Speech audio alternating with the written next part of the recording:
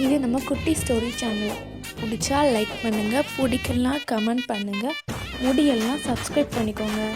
வாங்க கதைக்குள்ளே போகலாம். ஒரு குட்டி பொண்ணு கிளி விளக்க ஆசைப்பட்டா. அவள் ஏன் கிளி விளக்க ஆசைப்பட்டான்னா, அவள் கூட இருக்கிற ஃப்ரெண்ட்ஸும் கிளி லவ் பேர்ட்லாம் அவங்க வீட்டில் வளர்த்துருக்காங்க. அவள் டெய்லியும் வந்து சொல்லும்போது இவளுக்கும் கிளி வளர்க்கணுன்னு ஆசை வந்துச்சு. அதை அவங்க அப்பா கிட்ட சொல்கிறா. அவங்க அப்பாவும் சுதந்திரமாக சுற்றி திரிஞ்சிக்கிட்டு இருந்த அந்த கிளியை ஒரு கூண்டு வாங்கிட்டு வந்து அந்த கூட்டுக்குள்ளே அடைக்கிறாரு.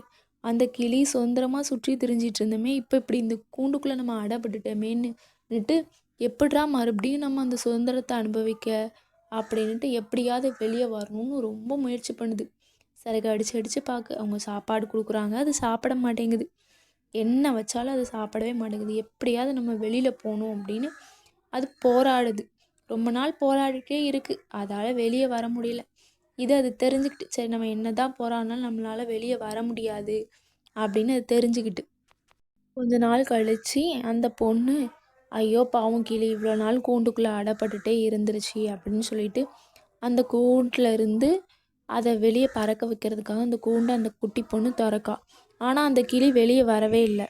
ஏன்னா அந்த கிளி அந்த கூண்டுக்குள்ளே தான் நம்மளோட வாழ்க்கை அப்படின்னு அது முடிவு பண்ணிடுச்சு. இந்த கூண்டில் அடைப்பட்ட கிளி மாதிரி தான் மனுஷங்களோட வாழ்க்கையும்.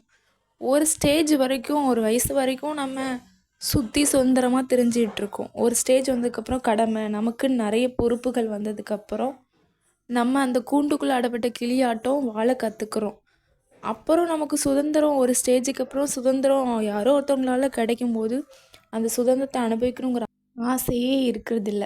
இந்த கதை பிடிச்சா உங்கள் ஃப்ரெண்ட்ஸுக்கும் ஷேர் பண்ணுங்கள். தேங்க்ஸ் ஃபார் வாட்சிங்.